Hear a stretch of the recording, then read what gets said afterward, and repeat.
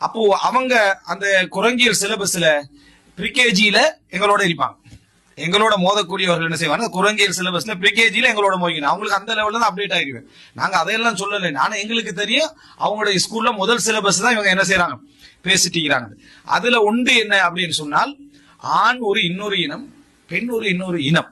உடல் கூறுகளால வித்தியாசமே தவிர உணர்வு ரீதியாகவும் உரிமை ரீதியாகவும் நடைமுறை ரீதியாகவும் எல்லாமே என்ன சமம், எல்லாமே சமம். இந்த கொள்கை இந்த சிலபஸ்ல இது.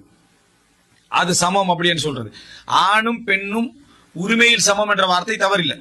உரிமையில சமம் என்ற வார்த்தை தவறில்லை. அவங்க 2 பேருக்கு நீதி வழங்கப்படணும் என்ற வார்த்தையில தவறில்லை. ஆனால் சட்டங்கள் அவங்களுக்கு வேறுபடும், சட்டங்கள் அவங்களுக்கு வேறுபடும் என்றதுல என்னது, அதாவது அவங்களுடைய இயற்கையான உடற்கூறுகளுக்கு ஏற்ப சட்டங்கள் வேறுபடும் என்பதிலையும் சில விஷயங்கள். ஆனா அதெல்லாம் என்ன செய்வாங்க, அதெல்லாம் தட்டக்கூடிய அமைப்பிலான ஒரு வகுப்பு முறையை உண்டாக்குவாங்க. இதுலதான் கோ எஜுகேஷன் வரும். அதாவது கூட்டுக்கல்வி. ஒரு ஆண் பெண் சமமாக உட்கார்றது, சமமாக பேசுறது, சமமாக பழகிறது, அதே போல சமமாக பரிமாறிக்கொள்றது. அவங்க சம உரிமையுடையவர்களாக பேச்சில, தொழில, உழைப்புல, அந்தஸ்துல எல்லாத்துல இருக்கிறதுன்றது அவங்களுடைய இயற்கைக்கு மாற்றம், அவர்களுடைய இயற்கைக்கு மாற்றம். ஆனால் இவங்க என்ன சொல்லுவாங்கன்னா, நாங்க அதுக்கு அந்த மாதிரி சொல்றோம், அவங்களுக்கு இது பொருத்தம் இவங்களுக்கு இது பொருத்தம், நீங்க அநீதி செலுத்துறீங்க, அநீதியான ஒரு உணர்வை என்ன செய்றீங்க, ஏற்படுத்துறீங்க அப்படின்ற. உடனே அடுத்த இந்த மாதிரி நம்ம பேசுறவங்களுக்கு ஒரு இது கொடுப்பாங்கன்னா பெண்ணியம், அதாவது பெண்களுக்கு எதிரானவர்கள், பெண்களுக்கு எதிரான, அதாவது சிந்தனை போக்கு கொண்டு, அதாவது பெண்ணியத்துக்கு எதிரான சிந்தனை போக்கு கொண்டவர்கள் அப்படி என்கின்ற ஒரு இது. அதனாலதான் பெண்ணுரிமையாளர்கள் அப்படின்னு சொல்லி இது உண்டா. உண்மையிலே ஆணும் பெண்ணும் சமமா இருந்தா எப்படி பெண்ணுரிமைன்ற ஒரு டீம் உருவாகவே இயலாம். சமம் இல்லாததுனாலதான் பெண்ணுரிமைன்ற ஒரு டீம் உருவாகுது. எங்கேயும் ஆண் உரிமையான ஒரு டீம் உருவாகுது.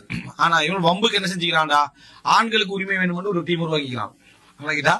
ஆணுக்கு உரிமை, ஆண்கள் பாதிக்கப்படுகிறார்கள் என்று ஒரு டீமை உருவாக்கி அந்த மாதிரி ஒரு மூவ்மெண்ட் எடுத்துட்டு போறாங்க சர்வதேசத்திலேயே. இப்ப ஆண் உரிமை சமூகம் அப்படின்னு பெண் உரிமை சமூகம் உருவாகிறது என்னத்துக்குண்டா, உண்மையிலே ஆணும் பெண்ணு சமம் இல்லாதனாலதான் அது உருவாகுது. இல்லைன்னா அப்படியே உருவாகிக்க கூடாது. இயற்கையிலே அவங்களால அவங்களோட உரிமைகளை வென்று கொள்ள முடியுமா? எங்களோட ஏன் சண்டை பிடிக்கிறீங்க? ஆண்களோட சண்டை பிடிக்க வேண்டிய அவசியம் இல்லை. எங்கள்கிட்ட நீங்க உரிமையை கேட்கணும்ன்ற லெவல்ல ஏன் இருக்கிறீங்க? அப்படி கேட்க வேண்டிய அவசியம் இல்லைன்னு நீங்க இருந்திருக்கணும். ஆண்கள்கிட்ட தான் கேட்கிறேன், என்ன எங்களுக்கு சமமான உரிமை தரும். இதுலயே நம்ம 2 பேரும் சமம் இல்லைன்னு விளங்குதா இல்லையா?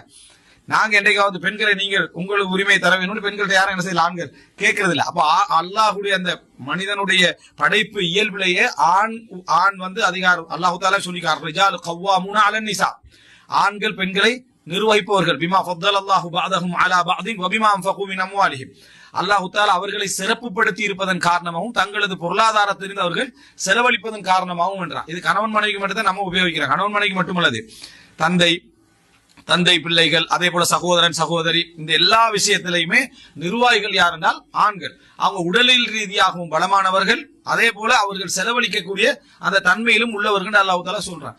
இது அந்த குரங்கியலுக்கு எதிரான அந்த இயல்பு. இந்த வசனம் மிக முக்கியமான ஒரு வசனம். அல்லாஹ் தஆலா என்னது, வலிர் ரிஜாலி அலைஹின்ன தரஜா, அவர்களுக்கு மேலான ஆண்கள் என்ன, ஆண்களுக்கு ஒரு அந்தஸ்து உண்டு என்று அல்லாஹ் தஆலா சொல்றான். அதே போல வலைஸ தக்கரு கல் உன்சா, ஆணும் பெண்ணும் சமம் அல்ல என்று அல்லாஹ் தஆலா என்ன செய்யறான், சொல்லி காட்டுகிறார். உரிமைகள் அவங்களுக்கு உண்டு, இவங்களுக்கு உரிமை உண்டு, அவங்களுக்கு நீதி உண்டு, இவங்களுக்கு நீதி உண்டு. ஆனா அவங்கள போல இவங்க இருக்க முடியாது அப்படி என்று அல்லாஹ் தஆலா சொல்லி காட்டுறான். அப்ப முதலாவது, இந்த காலத்துல யார் அஜ்னபி மஹ்ரமி பேசினாலும் முதலாவது ஆண் பெண் இப்ப நோமலா பேசினா, இன்னொரு காலம் வரும் ஆண் யார் பெண் யார் வரைவிலக்கணத்தோடு அந்த சிலபஸ்ல என்ன செய்யணும், மன் ஹுவர் ரஜுல், தாரீஃபுர் ரஜுல், மனிதன் என்றால் யார், பெண் ஆண் என்றால் யார், பெண் என்றால் மனிதன் என்றால் யார், முதலாவது அது அந்த டீமுக்கு சரியா. 2வது ஆண் என்றால் யார், பெண் என்றால் யார். அதுக்கு அடுத்தது வரணும் ஆணும் பெண்ணும் சமமற்றவர்கள். அதோடு தான் மற்ற சிலபஸ் வரணும்.